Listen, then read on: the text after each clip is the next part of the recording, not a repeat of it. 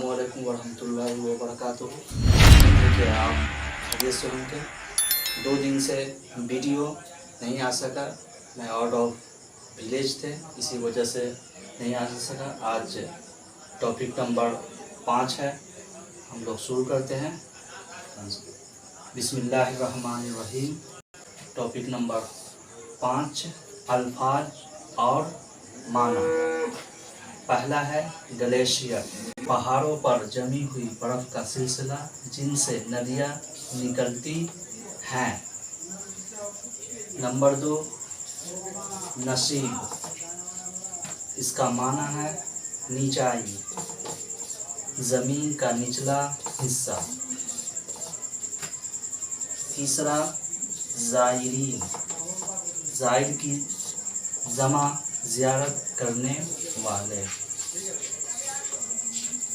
Number 4, आलूदा, इसका माना है मिलावट होना। नंबर 5, अलीम, इसका माना सब कुछ जानने वाला। इतना ही दोस्तों, फिर मिलते हैं नेक्स्ट वीडियो में। अल्लाह हाफ़िज़।